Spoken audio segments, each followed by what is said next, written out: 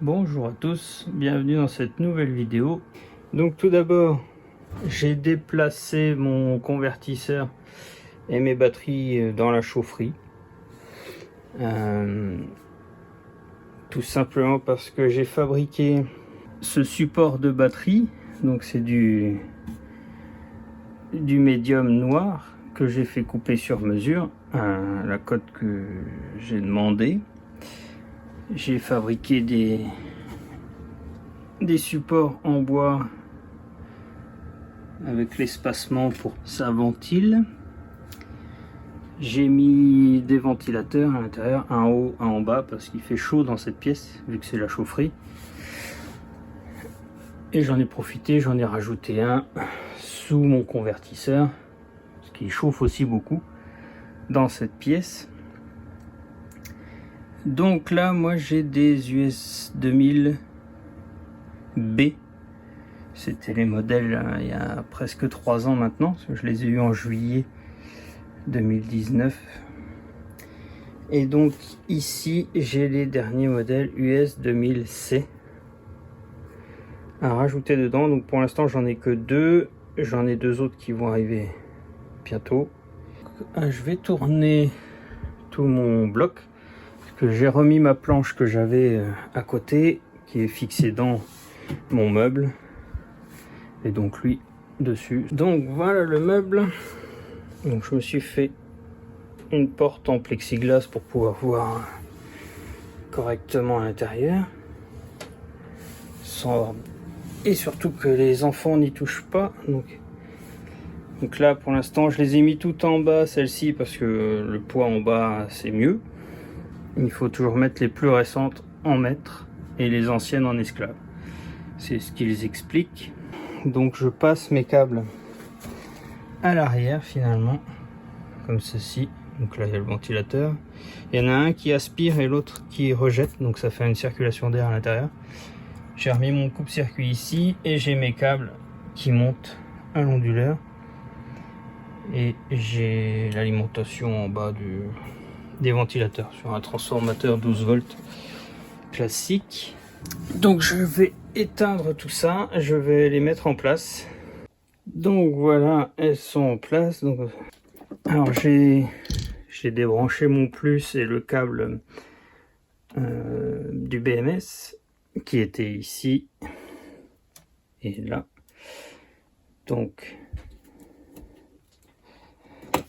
alors déjà celle-ci elle va repasser en esclave, voilà.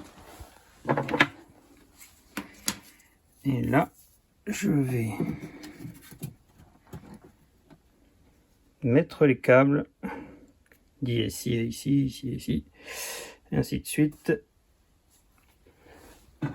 Je peux mettre les câbles réseau.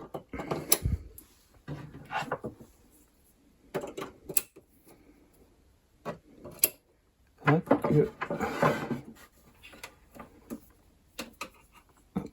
petit peu emmêlé lui. Hop, le canne. Moi je suis réglé en canne sur cet onduleur là, donc je le mets sur le canne. J'ai remis celle-ci en master, les autres sont en esclave.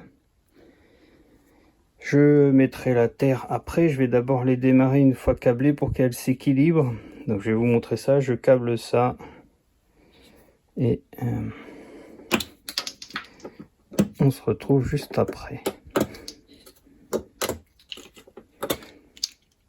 Donc là voilà, c'est câblé, j'avais besoin de mes deux mains pour arriver à les enfoncer, c'est assez costaud.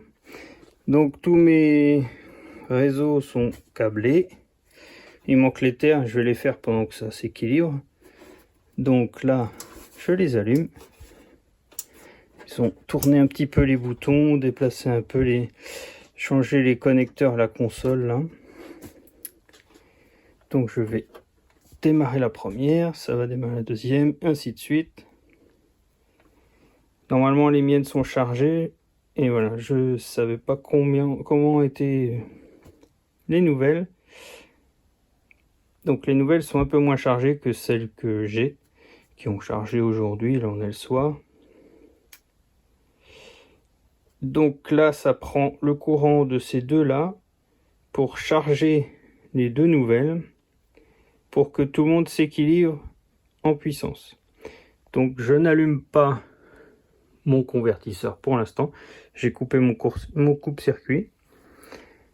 Tout pendant que les LED ici clignotent, c'est qu'elles sont en train de charger et elles s'équilibrent par rapport aux autres.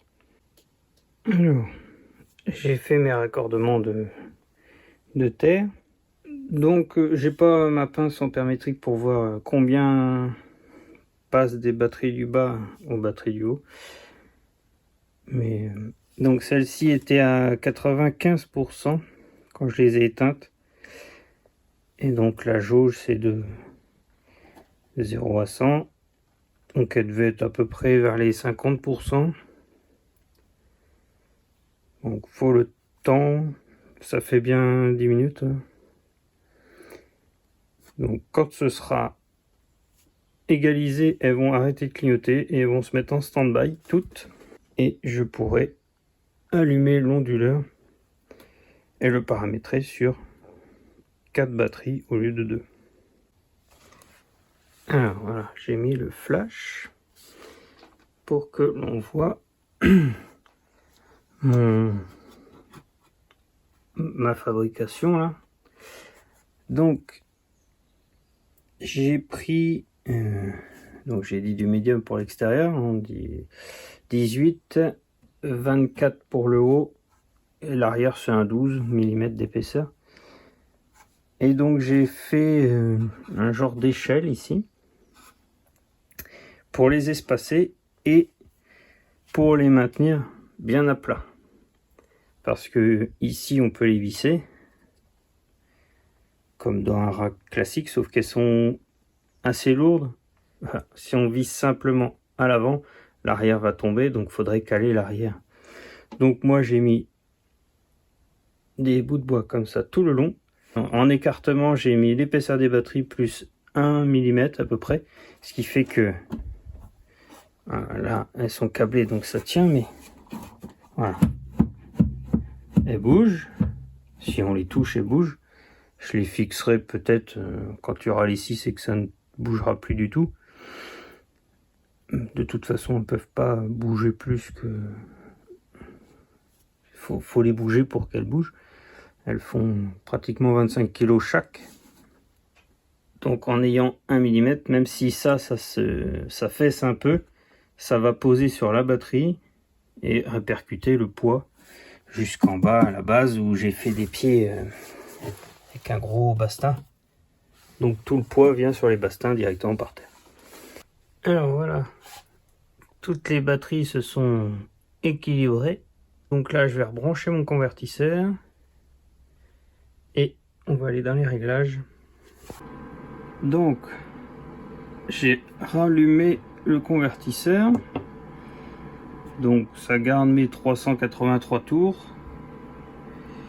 des autres batteries. 56% c'est l'ensemble. Je vais aller dans Infosystème.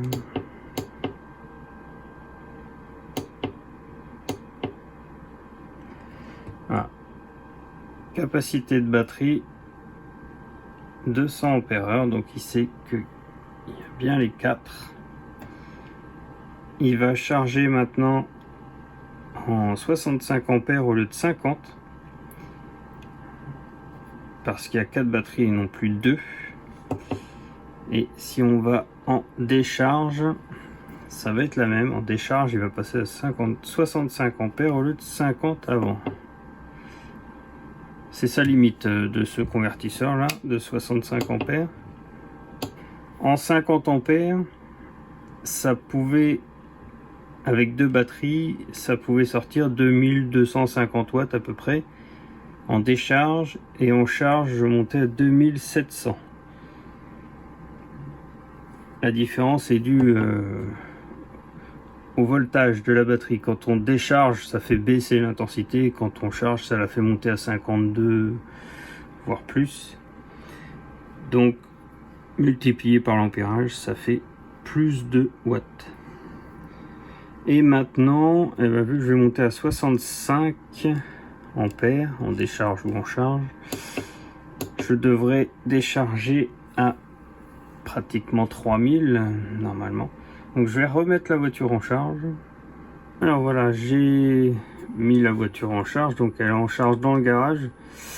Donc vu que la sonde est toujours au tableau électrique, d'ailleurs les sondes je les ai envoyées par les goulottes de la pompe à chaleur qui vont jusque... Je suis en location hein, toujours, donc je n'ai pas fait de trou pour passer mes câbles, j'ai réutilisé les goulottes qui existent pour envoyer mes câbles.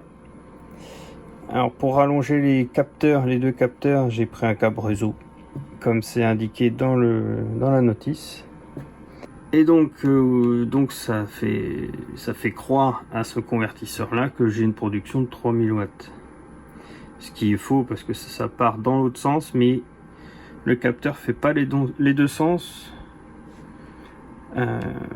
Pour la production solaire, il ne fait pas les deux sens. Par contre, pour la consommation ou la réinjection, il fait bien les deux sens. Donc ça fausse tous les calculs, comme avant, hein, ça n'a rien changé. Donc là, je couvre pas encore la consommation. C'est parce que je viens de le redémarrer. Et quand on vient de le redémarrer, il monte, on voit, il monte en puissance 10 watts par 10 watts. Je sais pas au bout de combien de temps il arrive à faire du instantané. Donc là j'approche de mon maximum de puissance avant, donc les 50 ampères.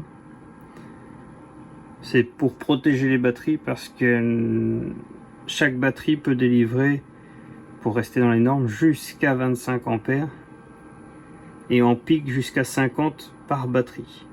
Mais ce convertisseur là préfère ne pas aller fort dans les batteries, donc il limite à 50 ampères pour deux batteries, et au-delà c'est lui qui se limite à 65.